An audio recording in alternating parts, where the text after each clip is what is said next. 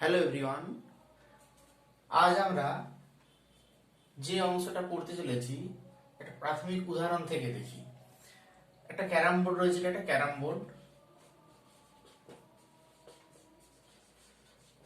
এই ক্যারাম বোর্ডে মাঝে অসংখ্য গুটি থাকে এবং একটা স্ট্রাইকার দিয়ে ওই গুটিগুলোকে আঘাত করে বিভিন্ন যে ফাঁক বা গর্তগুলো আছে তাতে পাঠানো হয়। এখন ক্যারাম বোর্ডে যে অসংখ্য গুটি রয়েছে মাঝে, সেই গুটিগুলোকে যখন আমরা স্ট্রাইকার দিয়ে আঘাত করছি, অর্থাৎ স্ট্রাইকারের উপর আমরা একটা ঘাত বল প্রয়োগ করছি, তাহলে এই যে বলটা প্রয়োগ করলাম সেই এফ হচ্ছে এক্ষেত্রে ঘাত বল। অর্থাৎ ঘাত বলের সঙ্গে আমরা পড়েছি যে ঘাত বল হচ্ছে বৃহৎ মানের বল, ক্ষুদ্র সময় ধরে ক্রিয়া করছে। কোথায় প্রয়োগ করছি? এখানে আমরা ক্যারাম প্রয়োগ করেছি স্ট্রাইকারের উপরে, যার ফলে স্ট্রাইকারটা একটা নির্দিষ্ট গতিবেগে গিয়ে ওই ক্যারাম বোর্ডের মধ্যস্থ গুটিকে আঘাত করছে এবং গুটিগুলো ছিটকে যে যার নির্দিষ্ট দিক অনুযায়ী গতিশীল হচ্ছে। এখন এখানে দেখতে পাচ্ছি যে স্ট্রাইকারটা যখন কি আঘাত করার সাথে সাথেই ওর বোর্ডের উপর যে গুটিগুলো রয়েছে সেই গুটিগুলো একটা নির্দিষ্ট দিকে গতিশীল হচ্ছে।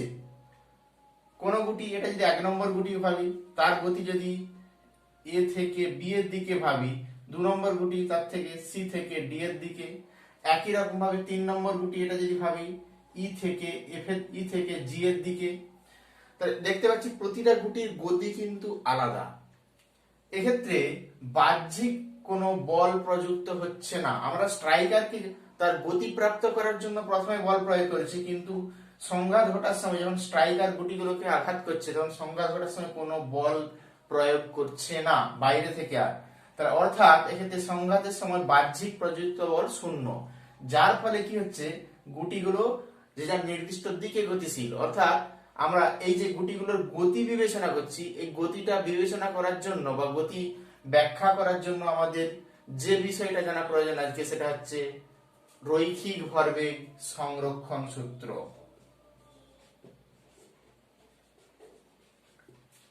রৈখিক ভরবেগ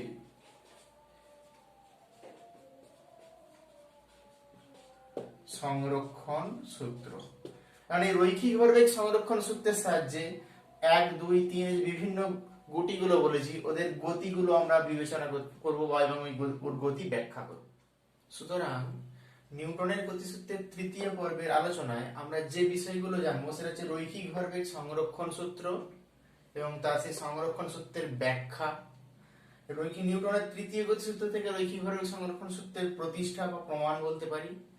বন্দুকের পিছু হটা, তার সম্পর্কিত গাণিতিক সমস্যা এবং রৈখিক ভরবেগ সংরক্ষণ সূত্র সম্পর্কিত গাণিতিক সমস্যা। রকেটের গতি এবং রকেটের গতি সম্পর্কিত যে গাণিতিক রাশিমালা তার প্রতিষ্ঠা এবং সেখান থেকে যে গাণিতিক সমস্যাগুলো আছে সেই সমস্যাগুলো সম্পর্কে আমরা জানব। So let's start. রৈখিক ভরবেগ সংরক্ষণ সূত্র বলতে কি বোঝাচ্ছে? এখন আগের উদাহরণে দেখতে পাচ্ছি যে আমরা স্ট্রাইকারের উপর বল প্রয়োগ করার পর আর কোনোভাবেই আমরা বল প্রয়োগ করা হয় না ওর মধ্যে ওই ক্যারাম বোর্ডের উপরে যে গুটিগুলো রয়েছে তার উপরে। এখন স্ট্রাইকার গিয়ে আঘাত করছে কোনো একটা গুটিকে, আমরা ভেবে নিচ্ছি স্ট্রাইকারের ভর এক্ষেত্রে আমরা m1, অপর কোনো একটা গুটি যার ভর m2, অর্থাৎ স্ট্রাইকার গিয়ে নির্দিষ্ট বেগে গুটিকে আঘাত করলো। আঘাত করার ফলে কি দেখতে পাচ্ছি? এই গুটিটা নির্দিষ্ট দিকে বেগ প্রাপ্ত হচ্ছে। এখন এটা যদি ইউ বেগে বা u1 বেগে যায় তাহলে সেক্ষেত্রে আমরা ভাবতে পারি, বা ইউ বেগে যদি যায় তাহলে সেক্ষেত্রে এটা u1 বেগে গেলে এই গুটিটা স্থির ছিল, অর্থাৎ ওর ক্ষেত্রে u2 = 0 ছিল। কি হলো? গুটিটা আঘাত পেয়ে যেদিকে গেল এবং বেগ প্রাপ্ত হলো v1। একইভাবে স্ট্রাইকারটা গতিশীল হলো, যেটা m1, এটা m2 যদি ভাবি v2 বেগে গতিশীল হলো। অর্থাৎ এক্ষেত্রে দেখতে পাচ্ছি যে উভয়ের সংঘাতের ফলে উভয়ের ভরবেগের পরিবর্তন হয়েছে।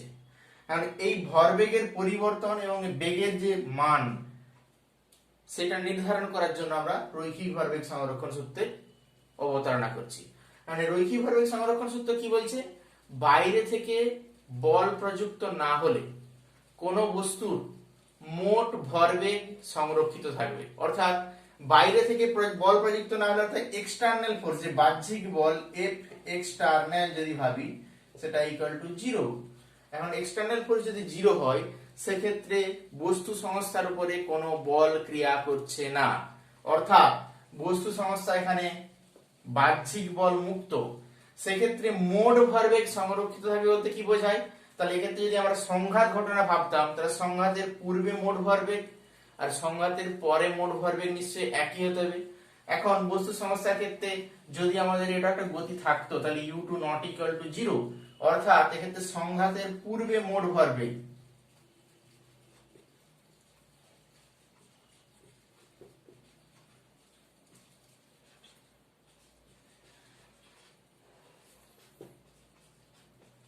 সংঘাতের পূর্বে মোট ভরবেগ কত ছিল আমাদের? m1 u1 plus m2 u2। এক্ষেত্রে u1 এবং u2 একই সরলরেখায় নাও হতে পারে, সেই জন্য আমরা ভেক্টর রাশি নিয়েছি। একই রকম ভাবে সংঘাতের পরে মোট ভরবেগ কত হচ্ছে? তাহলে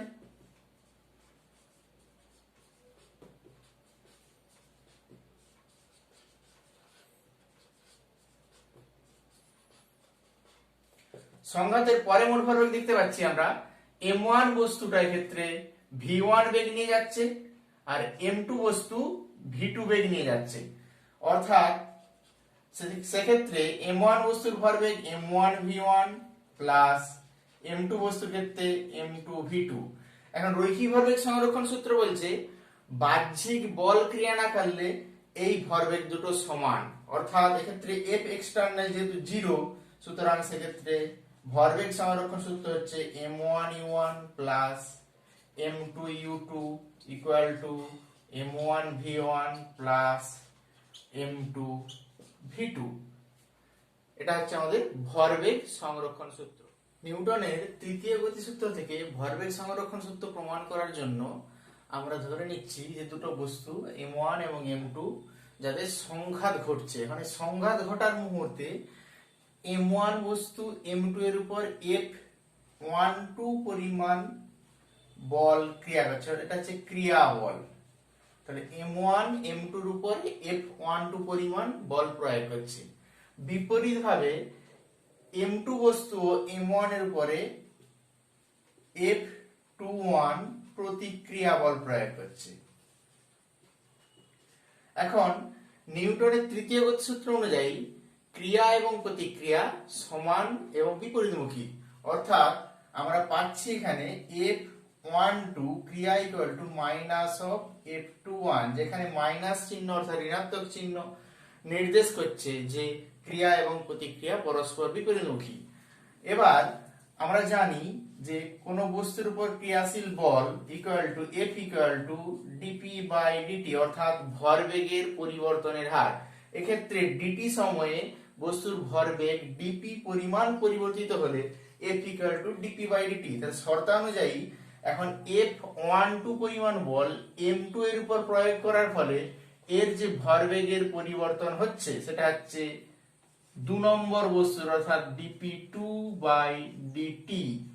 একই রকম ভাবে F21 অর্থাৎ m2 m1 এর উপর প্রতিক্রিয়া বল প্রয়োগ করার ফলে m1 এর যে ভরবেগ পরিবর্তন হবে, অর্থাৎ dp1 ডিভাইডেড বাই dt। শর্তানুযায়ী F12 equal to minus F21, অর্থাৎ dp2 divided dp2 by dt equal to minus dp1 by dt, অর্থাৎ একদিকে নিয়ে আসলে আমরা পাই ddt of p2 plus p1 equal to 0। এখন সময়ের সাপেক্ষে কোন রাশির ডিফারেন্সিয়েশন অর্থাৎ অবকলন শূন্য হওয়ার অর্থ হলো ওই রাশিটি হলো ধ্রুবক, অর্থাৎ এক্ষেত্রে p1 plus p2 equal to constant. অর্থাৎ আমরা বলতে পারি যে বস্তুর উপর বাহ্যিক বল ক্রিয়া না করলে ওই বস্তুর মোট ভরবেগ ধ্রুবক থাকবে বা সংরক্ষিত থাকবে। অর্থাৎ বলতে পারি যে সংঘাতের পূর্বে মোট ভরবেগ যা ছিল সংঘাতের পরেও একই ভরবেগ হবে। এটা সংঘাতের ক্ষেত্রে, বিস্ফোরণের ক্ষেত্রে কি ভাবতে পারি, একটা বস্তু কণা যেটা বিস্ফোরিত হচ্ছে, বা এখানে কোনো বম বলতে পারি, বা যেগুলো হচ্ছে নিউক্লিয়ার বোম, তার ক্ষেত্রেও বিস্ফোরণের পূর্বে স্থির অবস্থায় ছিল, সেক্ষেত্রে মোট ভরবেগ শূন্য। বিস্ফোরণের পর যখন বিভিন্ন কণায় বিভক্ত হলো সেক্ষেত্রে ওর ভরবেগ পরিবর্তিত হয়েছে প্রতিটা কণার জন্য। সেক্ষেত্রেও আমরা ভরবেগ সংরক্ষণ সূত্র প্রয়োগ করতে পারি। ভরবেগ সংরক্ষণ সূত্রের যে সমস্ত অ্যাপ্লিকেশন রয়েছে সেই অ্যাপ্লিকেশনের মধ্যে একটা গুরুত্বপূর্ণ হচ্ছে বন্দুকের পিছু হটা। সেক্ষেত্রে আমরা ভেবে নিতে পারি একটা বন্দুক যার ভর হচ্ছে গুলিসূত্র বড় ভর হচ্ছে এম, তাহলে এম হচ্ছে এক্ষেত্রে বন্দুকের ভর। এখন যে গুলিটা নির্গত হচ্ছে সেই গুলির ভর হচ্ছে ছোট এম, বন্দুকের ভর এখানে গুলি শুদ্ধ, গুলি সহ। যে গুলিটা নির্গত হচ্ছে তার ভর হচ্ছে ছোট এম।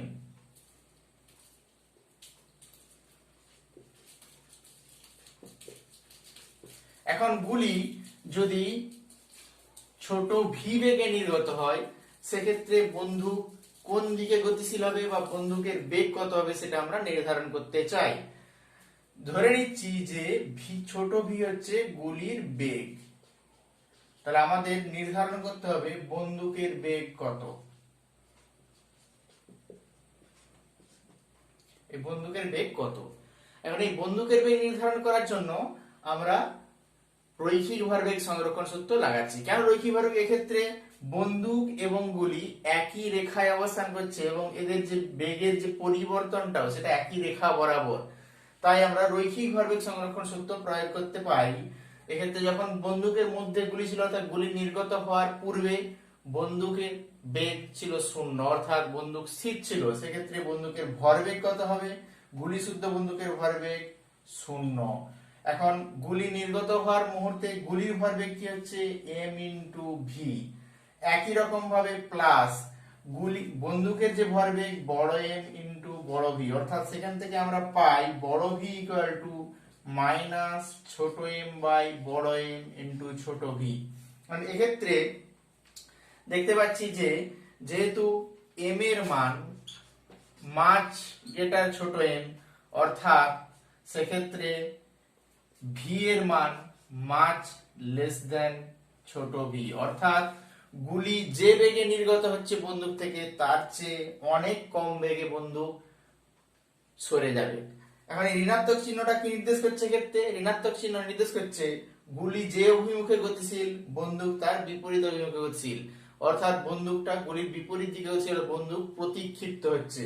এই প্রতিক্ষিপ্ত বেগ বা রিকয়েল ভেলোসিটি রাশিমালা হচ্ছে ভি ইকুয়াল টু মাইনাস ছোট এম বাই বড় এম ইনটু ভি, যেখানে ছোট এম হচ্ছে গুলির বেগ, বড় এম হচ্ছে বন্দুক গুলি শুদ্ধ বন্দুকের ভর, আর ছোট ভি হচ্ছে বন্দুকের বেগ।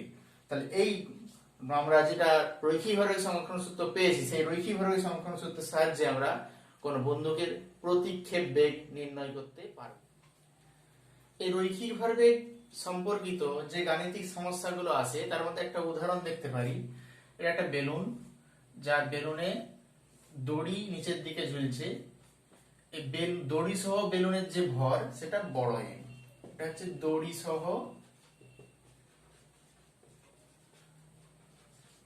বেলুনের ভর। এখন কোন ব্যক্তি যদি দড়ি বেয়ে উপরের দিকে ভি বেগে ওঠে সেক্ষেত্রে বেলুনের গতি কি হবে? এখন প্রাথমিকভাবে ব্যক্তি দড়ির উপরে অবস্থান করছিল স্থির অবস্থায়, তখন বেলুনটাও স্থির অবস্থায় ছিল। এখন ব্যক্তি যার ভর ছোট এম সে যদি ভি বেগে উপরের দিকে ওঠে, অর্থাৎ ছোট এম এক্ষেত্রে হচ্ছে ব্যক্তির ভর, যেখানে ছোট ভি হচ্ছে ব্যক্তির বেগ। কার সাপেক্ষে? বেলুনের সাপেক্ষে। এটা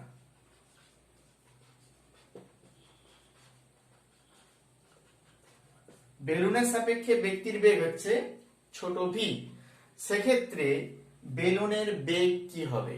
এখন এই ধরনের সমস্যা সমাধান করার জন্য আমাদের নির্দেশান্তের ধারণাটা থাকা প্রয়োজন। নির্দেশান্তের ধারণা আমরা পেয়েছি আগে যে কোনো কিছু বস্তুর গতি নির্ধারণ করতে গেলে কোনো একটা নির্দেশ ফ্রেমের সাপেক্ষে তার বেগ বা তার ত্বরণ বা তার অবস্থান জানা প্রয়োজন। এক্ষেত্রে আমরা ধরে নিচ্ছি যে বেলুনের বেগ, বেলুনটা উপরের দিকেই উঠবে ভেবে নিচ্ছি, অর্থাৎ বেলুনের বেগ আমরা ভি ধরে নিলাম। তাহলে ভি হচ্ছে ভূমির সাপেক্ষে বেলুনের বেগ, যেখানে ভূমিকে আমরা নির্দেশতন্ত্র হিসাবে ধরে নিলাম। তাহলে ভূমি এক্ষেত্রে নির্দেশন, তাহলে ভূমির সাপেক্ষে ব্যক্তির বেগ কত? এখন ব্যক্তির বেগ, এখানে ব্যক্তির যে বেগ দেওয়া রয়েছে ছোট ভি, সেটা হচ্ছে বেলুনের সাপেক্ষে বেগ। ধরে নিচ্ছি যে ভূমির সাপেক্ষে ব্যক্তির বেগ হচ্ছে ভি ড্যাশ। তাহলে ভূমির সাপেক্ষে এটা হচ্ছে ব্যক্তির বেগ ভি ড্যাশ। এখন আপেক্ষিক বেগের ধারণা অনুযায়ী তাহলে আমরা পেতে পারি যে ছোট ভি অর্থাৎ বেলুনের সাপেক্ষে ব্যক্তির বেগ equal to V dash minus বড় ভি, অর্থাৎ V dash equal to V plus বড় ভি, যেখানে ভি ড্যাশ হচ্ছে ভূমির সাপেক্ষে ব্যক্তির বেগ। এখন আমরা যে ভরবেগ সংরক্ষণ সূত্র প্রয়োগ করি, সেই ভরবেগ সংরক্ষণ সূত্র প্রয়োগ করলে অর্থাৎ যখন ব্যক্তি উপরের দিকে উঠছে তখন মোট ভরবেগ অর্থাৎ ব্যক্তির ভর ছোট এম, ব্যক্তির বেগ ভূমির সাপেক্ষে ভি ড্যাশ, প্লাস বেলুনের ভর বড় এম, বেলুনের বেগ ভি ইকুয়াল টু 0। তার কারণ কি, এখন ব্যক্তি ভি বেগে উপরের দিকে অগ্রসর হওয়ার পূর্বে বেলুন সহ ব্যক্তি স্থির অবস্থায় ছিল, অর্থাৎ মোট ভরবেগ 0 সেখানে। এখন এক্ষেত্রে আমরা ভি ড্যাশ এর মান পুট করলে পাই যে এম ভি প্লাস এম বড় ভি প্লাস এম বড় ভি বড় এম বড় ভি ইকুয়াল টু 0, অর্থাৎ এম প্লাস বড় এম ইন্টু ভি সমান আমরা পেতে পারি ছোট এম ভি। সুতরাং ভি সমান মাইনাস ছোট এম ডিভাইডেড বাই বড় এম প্লাস ছোট এম ইন্টু ভি।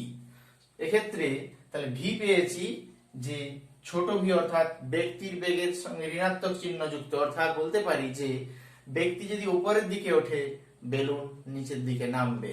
সুতরাং এক্ষেত্রে বেগের যে রাশিমালা আমরা তা নির্ধারণ করতে পারি। এই ধরনের গাণিতিক সমস্যার ক্ষেত্রে রৈখিক ভরবেগ সংরক্ষণ সূত্র থেকে প্রয়োগ সেই প্রয়োগের যে গাণিতিক সমস্যা এই ধরনের আসে। রৈখিক ভরবেগ সংরক্ষণ সূত্র সংক্রান্ত বোম বিস্ফোরণের জন্য যে গাণিতিক সমস্যাটা আছে তার একটা উদাহরণ এখানে দিয়েছি, যে একটা 1 কেজি ভরের বস্তু যেটা বিস্ফোরণের ফলে কোন অনুপাতে 1:1:3 অনুপাতে বিভক্ত হচ্ছে, অর্থাৎ প্রতিটার ভর। সেক্ষেত্রে আমরা বলতে পারি একটা হচ্ছে 1.5 কেজি, অপরটা 1.5 কেজি, আর একটা 3/5 কেজি।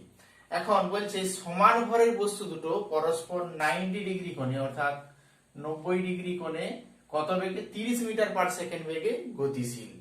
সেক্ষেত্রে তৃতীয় যে কণাটা সৃষ্টি হচ্ছে যার ভর 3/5 কেজি, তার বেগ কত এবং কত কোণে একে অপরের সঙ্গে গতিশীল হচ্ছে এটা নির্ধারণ করতে হবে। এর জন্য আমরা ভরবেগ সংরক্ষণ সূত্রকে প্রথমে আমরা যে ভেক্টরের রূপ আকারে দিয়েছিলাম যে m1 u1 plus m2 u2 equal to m1 plus m1 v1 plus m2 v2, অর্থাৎ এই সূত্র যেটা প্রয়োগ করছি সেক্ষেত্রে এর উপাংশে যদি বিভাজন করে দিতাম u1 u2 u3 u1 u2 v1 v2, তাহলে সেক্ষেত্রে পেতাম আমরা যে x উপাংশের জন্য m1 u1x plus m2 u2x equal to m1 v1x plus m2 v2x। একই রকম ভাবে m1 u1y plus m2 u2y plus equal to আমরা পাই m1 v1y plus m2 v2y। এখন এই যে আমরা উপাংশ বিভাজনের ফলে যেটা পেলাম, অর্থাৎ x অক্ষ বরাবর, এটা কি x অক্ষ ভেবে নি, এটা কিন্তু x অক্ষ বরাবর ভরবেগের যে পরিবর্তন, y অক্ষ বরাবর ভরবেগের যে পরিবর্তন, এই পরিবর্তনগুলোকে সমান করলে আমরা সহজেই এই সমস্যার সমাধান করতে পারি। সুতরাং আমাদের যে গাণিতিক সমস্যাটা দেয়া আছে, একটা 1 কেজি ভরের বস্তু 1:1:3 অনুপাতে বিভক্ত হয়েছে, তার ক্ষেত্রে আমরা পাই যে এই বস্তুর ক্ষেত্রে বেগ যদি আমরা পাই এক থিটা কোণে, যেটা y অক্ষ বরাবর গতিশীল তার সাথে থিটা কোণে গতিশীল, 3 নম্বর যে অংশটা, সেই 3 নম্বর অংশ বেগের দুটো উপাংশ পেতে পারি, তাহলে এই বরাবর হবে v cos থিটা আর এই বরাবর হবে v sin থিটা। সুতরাং আমরা x অক্ষ বরাবর এবং y অক্ষ বরাবর আলাদাভাবে ভরবেগের সংরক্ষণ সূত্র প্রয়োগ করলে পাই, x অক্ষ বরাবর উপাংশ প্রয়োগ করলে পাই যে শুরুতে বিস্ফোরণের শুরুতে মোট ভরবেগ 0 ছিল, বর্তমানে কি হয়েছে এক্ষেত্রে ধরে নিচ্ছি x অক্ষ বরাবর ধনাত্মক v ধরে নিই আর y অক্ষ বরাবরটা মাইনাস x ড্যাশ যেটা অর্থাৎ v এর যে v sin থিটা রূপান্তরটা x ড্যাশ বরাবর গতিশীল, সেক্ষেত্রে আমরা পাই যে প্রথমটার ক্ষেত্রে 1/5 কেজি যেহেতু ভর, অর্থাৎ তার বেগ হচ্ছে সেখানে 30 মিটার পার সেকেন্ড মাইনাস এর ভর হচ্ছে 3/5 ইন্টু বেগ হচ্ছে v sin থিটা, অর্থাৎ এখান থেকে পেতে পারি আমরা যে 3v sin theta equal to 30 বা v sin theta equal to 10। এটা 1 নম্বর সমীকরণ আমরা পেলাম। এর y অক্ষ বরাবর, এটা হচ্ছে x অক্ষ বরাবর আমরা ভরবেগের সংরক্ষণ সূত্র প্রয়োগ করছি। আর y অক্ষ বরাবর প্রয়োগ করলে পাই একই রকম ভাবে আমরা পাই যে v cos থিটা পাবো এক্ষেত্রে, অর্থাৎ 0 equal to 1/5 into 30 minus 3/5 into v cos theta, অর্থাৎ এক্ষেত্রে একই রকম ভাবে v cos theta pi equal to 10। সুতরাং 1 এবং 2 নম্বর এই দুটো তুলনা করলে আমরা পাই tan থিটা ইকুয়াল টু 1, অর্থাৎ থিটা ইকুয়াল টু 45 ডিগ্রি। সুতরাং বলতে পারি যে যে 3 নম্বর কোণাটা যার ভর হচ্ছে 3/5 কেজি, সেটা প্রথম দুটো কোণার সঙ্গে ঠিক, প্রথম দুটো কোণা যদি 90 ডিগ্রি কোণে যায়, ওই দুটো যে কোণের যে লম্ব সমদ্বিখণ্ডক, সেই লম্ব সমদ্বিখণ্ডক বরাবর বিপরীত দিকে গতিশীল হবে। তৃতীয় কোণাটা প্রথম দুটো কোণার মধ্যবর্তী কোণের লম্ব সমদ্বিখণ্ডক বরাবর বিপরীত দিকে গতিশীল হবে। তার বেগ কত হবে? তার এক্ষেত্রে থিটা যদি 45 হয় তাহলে আমরা v পাচ্ছি এক্ষেত্রে v সমান 10 বাই cos 45 ডিগ্রি, অর্থাৎ cos 45 ডিগ্রি মানে হচ্ছে 1/√2 অর্থাৎ 10√2 মিটার পার সেকেন্ড। √2 মান 1.414, তাহলে আমরা পাই এক্ষেত্রে 14.14 মিটার পার সেকেন্ড। সুতরাং বলতে পারি যে বিস্ফোরণের ফলে যে তৃতীয় যে কণাটা যার ভর 3/5 কেজি, সেটা 14.14 মিটার পার সেকেন্ড বেগে প্রথম দুটি কণা যে কোণে গেছে তার লম্ব সমদ্বিখণ্ডকের তার সমদ্বিখণ্ডক বরাবর সেই কোণের বিপরীত দিকে গতিশীল হবে। রকেটের গতি আমাদের খুবই অতি পরিচিত। এই রকেট রৈখিক ভরবেগ সংরক্ষণ সূত্র মেনে চলে। রকেটের যে পিছনের দিকে যে নির্গম নল রয়েছে, নির্গম নল দিয়ে দহন কক্ষ থেকে অতি উচ্চ চাপে যে তরল জ্বালানি এবং অক্সিজেনের দহন ঘটে, যার ফলে ওই নির্গম নল দিয়ে তীব্র বেগে গ্যাস বেরোতে থাকে। যা অর্থাৎ ওই গ্যাস বেরোতে থাকলে কি হচ্ছে, গ্যাস যে ভর বেগে নির্গত হচ্ছে তার ঠিক ওই সমান ভর বেগের উপরের দিকে একটা ঘাত প্রযুক্ত হচ্ছে, যার ফলে সমান ভর বেগে ওই রকেটটাও উপরের সামনের দিকে এগিয়ে যেতে পারছে। সুতরাং রকেটের গতিও আমরা ভরবেগের সংরক্ষণ সূত্র থেকে ব্যাখ্যা করতে পারি। এখন আমরা ধরে নিচ্ছি যে রকেটের ক্ষেত্রে এখানে তিনটে প্রকোষ্ঠ, মূলত একটা তরল জ্বালানি থাকে, একটা অক্সিজেন, একটা দহন কক্ষ। মানে তরল জ্বালানি এবং অক্সিজেনের মিশ্রণ অতি উচ্চ চাপে দহন কক্ষে যখন দাহ্য হচ্ছে, তখন খুব তীব্র বেগে নির্গম নল দিয়ে নিচের দিকে নির্গত হয়। ধরে নিচ্ছি জ্বালানি সহ রকেটের মোট ভর হচ্ছে m, তাহলে m হচ্ছে জ্বালানি সহ রকেটের মোট ভর, জ্বালানি সহ রকেটের মোট ভর। এখন কোন মুহূর্তে রকেটের জ্বালানির ভর ধরে নিচ্ছি আমরা m ফুয়েল f, বা কোন মুহূর্তে ছোট m ধরলাম, ছোট m f, এটা হচ্ছে কোন মুহূর্তে জ্বালানির ভর, কোন মুহূর্তে জ্বালানির ভর। তাহলে আমাদের মূল রকেটের যে জ্বালানি বাদ দিয়ে যে ভর, সেটা কি বলতে পারি? সেটাকে আমরা ধরে নিচ্ছি যে mc, জ্বালানি বাদে রকেটের ভর। সুতরাং ওই মুহূর্তে, যে মুহূর্তে দহন হচ্ছে একটা কোন একটা মুহূর্তে, যে মুহূর্তে জ্বালানির ভর mf, সূত্র পেতে পারি m সমান mc প্লাস mf। এখন আমরা বলছি যে যে গ্যাসটা নির্গত হচ্ছে সেই গ্যাস যার বেগ হচ্ছে ইউ, সেই ইউটা কার সাপেক্ষে? ভূমির সাপেক্ষে। তাহলে জ্বালানি দহনের ফলে যে গ্যাস নির্গত হচ্ছে ইউ হচ্ছে দাহ্য গ্যাসের বেগ, দাহ্য গ্যাসের বেগ হচ্ছে ইউ। তাহলে ওই মুহূর্তে আমরা ভেবে নিচ্ছি যে ভি হচ্ছে রকেটের বেগ, ভি হচ্ছে রকেটের বেগ। এখন ওই মুহূর্ত থেকে কিছু সময় অর্থাৎ ডিটি সময় যদি আরো অতিবাহিত হয় সেক্ষেত্রে ডেল্টা এম এফ পরিমাণ জ্বালানি দাহ্য হবে, অর্থাৎ ডেল্টা টি সময়ে দাহ্য জ্বালানির ভর। সেক্ষেত্রে বেগটাও কি হবে তাহলে? রকেটের বেগ, রকেটের বেগ তখন হবে ভি প্লাস ডেল্টা ভি, অর্থাৎ ডেল্টা টি সময়ে রকেটের বেগ। এখন আমরা নিউটনের তৃতীয় গতিসূত্র অ্যাপ্লাই করতে চাই। নিউটনের তৃতীয় গতিসূত্র অনুযায়ী কোন বস্তুর উপর প্রযুক্ত বল, বাহ্যিক বল F external ইকুয়াল টু বস্তুর ভরবেগের পরিবর্তনের হারের সঙ্গে সমানুপাতিক। অর্থাৎ এক্ষেত্রে আমরা ভরবেগের পরিবর্তনের হার বের করতে চাই। তাহলে প্রাথমিক ভরবেগ কত ছিল? আমরা পেয়েছি যে যখন বস্তুটার মোট ভর m ছিল তখন রকেটের বেগ ছিল v। যখন ভর পরিবর্তিত হলো অর্থাৎ জ্বালানি কিছু দাহ্য হয়ে গেল অর্থাৎ m মাইনাস ডেল্টা এফ পরিমাণ জ্বালানি কমে যাওয়ার ফলে তখন বেগ হলো v প্লাস ডেল্টা ভি। তখন আমাদের জ্বালানির যে বেগ, সেই জ্বালানির বেগের দাহ্য জ্বালানির যে বেগ ইউ, তখন অর্থাৎ ডেল্টা এম এফ এর বেগ উল্টো দিকে হচ্ছে ইউ। এখন আমাদের রকেটের সাপেক্ষে যে জ্বালানি, রকেটের সাপেক্ষে যা দাহ্য জ্বালানির বেগ সেটা আমরা পরে নির্ধারণ করছি। অর্থাৎ আমাদের পরবর্তী ক্ষেত্রে যেটা পেলাম যে ভরবেগের পরিবর্তন অর্থাৎ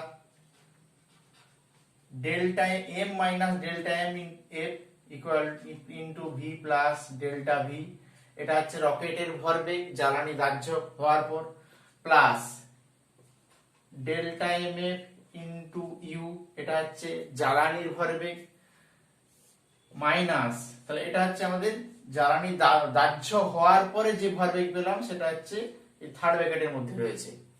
তারপরে পাচ্ছি আমরা যে পূর্বে মোট ভরবেগ m into V divided delta T, অর্থাৎ ভরবেগের পরিবর্তনের হার প্রযুক্ত বলের সমান। যখন ভরবেগ পরিবর্তন ডেল্টা টি টেন্ডস টু 0 হলে সেক্ষেত্রে আমরা পাই, মানে উপরের পার্টগুলো যদি গুণ করি সেটা আমরা পাই mv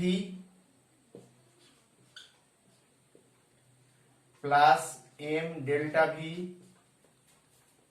minus V delta M F minus delta M F delta V plus U delta M F minus M V. এখন এই এম ভি গুলো কেটে গেলে পাই, এবং এই ডেল্টা এম এফ এবং ডেল্টা ভি খুবই ক্ষুদ্র, এটাকে নেগলেক্ট করে দিলে আমরা পাই এই অংশটাকে M delta V plus U delta M F, আর এক্ষেত্রে পাচ্ছি আমরা ভি ডেল্টা এম এফ। সুতরাং এটা পাই আমরা M delta V by delta T যখন limit delta T tends to 0 plus U minus V into delta M F by delta T, অর্থাৎ ডেল্টা টি টেন্ডস টু 0 করলে পাই M DV by DT plus U minus V into D M F by DT. অর্থাৎ F external যেটা আমাদের বাহ্যিক প্রযুক্ত বল তার রাশিমালা আমরা পেলাম। রকেটের গতির ক্ষেত্রে আমরা দেখতে পেয়েছি যে F external equal to M DV by DT plus U minus V DMF by DT, যেখানে ইউ হচ্ছে আমরা বলেছি যে ভূপৃষ্ঠের সাপেক্ষে ফুয়েল অর্থাৎ দাহ্য গ্যাসের যে বেগ সেটা ইউ, এবং ভি হচ্ছে ভূপৃষ্ঠের সাপেক্ষে রকেটের বেগ। তাহলে ইউ মাইনাস ভি নির্দেশ করছে কি রকেটের সাপেক্ষে গ্যাসের বেগ, নির্গত গ্যাসের বেগ। সেটাকে আমরা যদি নাম দিই তাহলে ইউ মাইনাস বি কে বলছি যে ইউ রিলেটিভ। ইউ রিলেটিভটা কি রকেটের সাপেক্ষে গ্যাসের বেগ। আবার যেহেতু এক্ষেত্রে আমরা পেয়েছি total M equal to M C plus M F, অর্থাৎ এক্ষেত্রে হচ্ছে রকেটের ভর প্লাস ওই মুহূর্তে ফুয়েলের ভর, অর্থাৎ ডি ওই মুহূর্তে ফুয়েলের ভরকে এম স্মল এম এফ দিয়ে প্রকাশ করি, তাহলে ডি এম বাই ডিটি সমান পেতে পারি তাহলে D M F by DT. এখন রকেটের ক্ষেত্রে ফুয়েল সেক্ষেত্রে হ্রাস পাচ্ছে, অর্থাৎ ডিএমএফ বাই ডিটি নেগেটিভ, অর্থাৎ ডিএম বাই ডিটি কে আমরা বলতে পারি মাইনাস ডিএম বাই ডিটি। সুতরাং আমরা এখানে পাই যে M DV by D T minus D M by D T জায়গায় minus D M by D T put করলে পাই, আর এটা ইউ রিলেটিভ পুট করলে পাই U relative into DM by D T. তাহলে এটা হচ্ছে রকেটের উপরে ক্রিয়াশীল বলের রাশিমালা পেলাম। এখন রকেটের উপরে কি কি বল ক্রিয়া করতে পারে? রকেটের উপরে বল ক্রিয়া করতে পারে যে বায়ুর বাধা বা অভিকর্ষজ ত্বরণও ক্রিয়া করতে পারে। এখন নির্দিষ্ট উচ্চতায় ওঠার সাথে সাথে রকেটের উপর অভিকর্ষজ ত্বরণের প্রভাব নগণ্য হয়ে যায়। সেক্ষেত্রে আমরা টোটাল এক্সটার্নাল ফোর্স রকেটের উপর যে ক্রিয়াশীল বল, সেই রকেটের উপর ক্রিয়াশীল বলকে আমরা শূন্য ধরতে পারি, অর্থাৎ এফ এক্সটার্নাল ইকুয়াল টু 0। তখন রকেটের গতির সমীকরণটা দাঁড়ায় যেটা আমাদের M DV by DT equal to U relative into DM by DT. অর্থাৎ এক্ষেত্রে রকেটের ত্বরণ যদি বলি, রকেটের ত্বরণ সেটা কি এ দিয়ে প্রকাশ করলাম, এ সমান সেক্ষেত্রে ডিভি বাই ডিটি পাই আমরা U relative divided by M into DM by DT. এখন কোন নির্দিষ্ট মুহূর্তে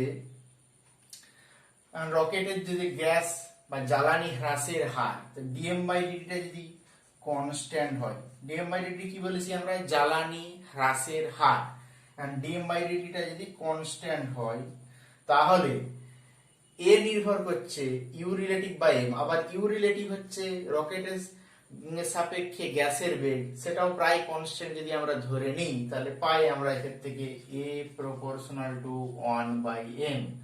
এখন সময় যত অতিবাহিত হচ্ছে তত রকেটের মোট ভর ধীরে ধীরে হ্রাস পাচ্ছে, তার কারণ কি জ্বালানি হ্রাস পাচ্ছে, অর্থাৎ সেক্ষেত্রে রকেটের ত্বরণ বৃদ্ধি পাবে। তাহলে ত্বরণটা কত সময় পর্যন্ত বৃদ্ধি পাবে? যতক্ষণ না পর্যন্ত রকেটের জ্বালানি পুরোপুরি শেষ হচ্ছে। রকেটের জ্বালানি শেষ হওয়া পর্যন্ত রকেটের ত্বরণ বৃদ্ধি পেতে থাকবে। সেক্ষেত্রে রকেটের ত্বরণ থেকে আমরা রকেটের বেগের আমাদের সমীকরণ প্রয়োজন, কোন নির্দিষ্ট মুহূর্তে বেগের রাশিমালা কি হতে পারে, সেখান থেকে সর্বোচ্চ বেগ কত অর্জন করতে পারে রকেট, সেটা আমরা দেখবো। এবার আমরা পেয়েছি ডিভি বাই ডিটি অর্থাৎ রকেটের ত্বরণ equal to U relative by M into DM by DT. U relative হচ্ছে আমাদের রকেটের সাপেক্ষে রকেটের থেকে নির্গত যে গ্যাসের বেগ, এম হচ্ছে ওই মুহূর্তে রকেটের ভর, আর ডিএম বাই ডিটি হচ্ছে জ্বালানি দহনের হার বা জ্বালানি নিষ্কাশনের হার। এক্ষেত্রে অর্থাৎ আমরা এখান থেকে পেতে পারি যে DV equal to U relative into DM by M. এখন টি ইকুয়াল টু 0 অর্থাৎ সময়ের শুরুতে ওর বেগটাকে যদি আমরা শূন্য ধরে নিই এবং নির্দিষ্ট মুহূর্ত পর যে ওর বেগ যদি ভি হয়, সেক্ষেত্রে আমরা সময়ের শুরুতে ওর ভর m0 এবং নির্দিষ্ট সময় পর ওর ভর যদি m হয়, সেক্ষেত্রে আমরা পাই ইন্টিগ্রেট করলে পাই V equal to U relative into log M. Log M এর ইন্টিগ্রেট করলে পাওয়া যায় লগ এম, এর লিমিটটা যদি আমরা পুট করি m0 টু m, আমরা পাই এক্ষেত্রে U relative into log m minus log m0, log a minus log b সমান log a by b equal to m by m0। অর্থাৎ ভি এর যে রাশিমালা আমরা পাচ্ছি সেখান থেকে দেখতে পাচ্ছি যে ভি এর মান equal to U relative into log m by m0। এখানে মাইনাস কমন যদি নিয়ে নিই আমরা পাই U relative into log m0/m। এখন মাইনাসটা কমন নেওয়ার অর্থ কি? এখন ভি অর্থাৎ যেটা আমরা পেয়েছি রকেটের বেগ, সেটা ইউ রিলেটিভের ঠিক বিপরীত দিকে। তাহলে ইউ রিলেটিভের বিপরীত দিকে বোঝাতে গেলে আমরা ঋণাত্মক চিহ্ন প্রয়োজন, তাই আগে মাইনাস চিহ্ন এনেছি আমরা এখানে। তাই এটা হচ্ছে আমাদের রকেটের কোন মুহূর্তে বেগের রাশিমালাকে নির্দেশ করছে, যেখানে m0 হচ্ছে গতির শুরুতে জ্বালানি সহ রকেটের ভর, আর m হচ্ছে ওই মুহূর্তে জ্বালানি সহ রকেটের ভর। এখন m এর মান কি করে পেতে পারি? মানে m সমান ক্ষেত্রে পেতে পারি যে m0 minus dm/dt into t। এখন ওই মুহূর্তে এটা যদি আমাদের রকেটের হ্রাসের হার হয়, dm/dt হচ্ছে ওর জ্বালানি হ্রাসের হার। এখন নির্দিষ্ট সময় t তে, নির্দিষ্ট সময় t পরে, তাহলে ওর কত জ্বালানি থাকবে? m = m0 minus dm/dt। এখানে dm/dt কে যদি আমরা t ধরে k ধরে নিই, ধ্রুবক k ইনটু t, তাহলে তখন আমাদের রাশিমালা দাঁড়ায় এখানে minus U relative into log m0/m0 minus kt, m0/m0 minus kt। তাহলে এটাই হচ্ছে আমাদের তখন ওই মুহূর্তে অর্থাৎ টি সময় পর বেগের রাশিমালা, যেখানে কে হচ্ছে ওর জ্বালানি দহনের হার বা জ্বালানি হ্রাসের হার। কারণ এখান থেকে আমাদের সর্বোচ্চ বেগের মান নির্ধারণ করতে হবে এই সমীকরণ থেকে। কারণ সর্বোচ্চ বেগের মান, বেগ কখন সর্বোচ্চ হবে? বেগ সর্বোচ্চ হবে তখনই যখন সমস্ত জ্বালানি দহন ঘটে যাবে। কারণ সমস্ত জ্বালানি দহন ঘটে গেলে তখন এম এর মান কি হবে? এম এর মান কেবলমাত্র এমসি, কারণ যেহেতু mf = 0, বা আমরা স্মল mf লিখেছি, সেই স্মল mf টা যখন শূন্য হয়ে যাবে, অর্থাৎ জ্বালানিটা পুরোটাই যখন দহন হয়ে যাবে, তখন আমাদের ভি পাই, অর্থাৎ ভি ম্যাক্স সমান আমরা পাবো minus U relative into log m0/m। m0 এর মান এখানে m0 আর m এর মান এখানে কত?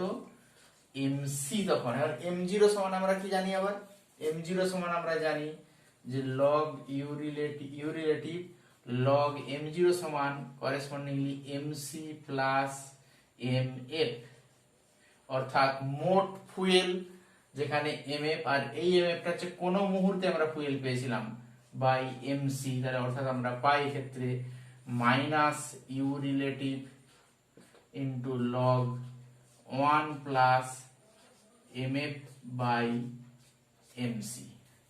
এটা হচ্ছে আমাদের ভি ম্যাক্স, সর্বোচ্চ বেগের রাশিমালা। তো এখান থেকে আমরা, যদি আমাদের ইউ রিলেটিভ বলা থাকে, মোট ফুয়েলের ভর, মোট রকেটের ভর যদি আমাদের দেওয়া থাকে, সেখান থেকে আমরা ভি ম্যাক্স এর মান নির্ধারণ করি। রকেট সম্পর্কিত যে ধরনের গাণিতিক সমস্যা আছে, সেক্ষেত্রে আমরা পেয়েছি রকেটের উপর প্রযুক্ত যে বল বা ঘাত, বা সেটা পেয়েছি আমরা রকেটের মোট ভর m ইনটু dv/dt কোন মুহূর্তে সমান আমরা পেয়েছি U relative into dm/dt, U relative into dm/dt। এখন এই যে রাশিমালা, সেই রাশিমালাতে আমাদের কখনো কখনো ত্বরণ নির্ণয় করতে হতে পারে, অর্থাৎ dv/dt নির্ণয় করতে হতে পারে, আবার কখনো কখনো ঘাত নির্ণয় করতে হতে পারে, অর্থাৎ কত ঘাত প্রযুক্ত হচ্ছে। আমাদের যে প্রবলেম দিয়েছে, একটা প্রবলেম দেওয়া রয়েছে যে এক্ষেত্রে জ্বালানি দহনের হার, অর্থাৎ dm/dt যেটা, সেটা বলা আছে এখানে 250 কেজি পার সেকেন্ড, অর্থাৎ প্রতি সেকেন্ডে জ্বালানি দহন হচ্ছে কোন রকেটের ক্ষেত্রে 250 কেজি পার সেকেন্ড। এবং রকেটের সাপেক্ষে যে গ্যাসের যে বেগ, রকেটের সাপেক্ষে যে গ্যাসের বেগ, সেটা হচ্ছে 4000 মিটার পার সেকেন্ড। তাহলে একটা প্রবলেম বলা আছে যেক্ষেত্রে রকেটের জ্বালানি দহনের হার প্রতি সেকেন্ডে বলছে 250 কেজি, এবং নির্গত যে গ্যাস রকেটের সাপেক্ষে সে দাহ্য গ্যাসের যে বেগ, সেটা হচ্ছে আমাদের 4000 মিটার পার সেকেন্ড। তাহলে রকেটের উপরে কত ঘাত প্রযুক্ত হচ্ছে? ওই গ্যাস কর্তৃক যে ঘাত, অর্থাৎ mdv/dt, সেটা কত প্রযুক্ত হবে? mdv/dt ইকুয়াল টু আমরা পাচ্ছি ইউ রিলেটিভ ইনটু dm/dt, অর্থাৎ 4000 ইনটু 250, যেটা করলে পাই আমরা 100 ইনটু 4টা শূন্য, অর্থাৎ এত নিউটন, মানে 10⁶ নিউটন। সুতরাং যে দাহ্য গ্যাসটা নির্গত হচ্ছে, সেটা রকেটের উপর যে পরিমাণ ঘাত প্রয়োগ করে, সেটা হচ্ছে 10⁶ নিউটন। এখন এই অভিকর্ষ উপেক্ষা করে আমাদের যে রকেট সংক্রান্ত গতি, সেক্ষেত্রে কোনো মুহূর্তে রকেটে যদি আমার ভর দেওয়া থাকতো, তাহলে রকেটের আমরা সেই মুহূর্তে ত্বরণ নির্ধারণ করতে পারতাম। তাহলে আমাদের এক্ষেত্রে M U relative DM by DT দেওয়া রয়েছে, বা এক্ষেত্রে ডিএম বাই ডিটি দেওয়া থাকলে আমরা কোনো মুহূর্তে 1 সেকেন্ড 2 সেকেন্ড 3 সেকেন্ড পরে এম নির্ধারণ করতে পারবো। সেই এম নির্ধারণ করলে আমরা এক্ষেত্রে ডিভি বাই ডিটি অর্থাৎ রকেটের ত্বরণ নির্ধারণ করতে পারবো। এই ধরনের গাণিতিক সমস্যা আমাদের এখানে আসতে পারে। আজ এ পর্যন্তই। Thank you.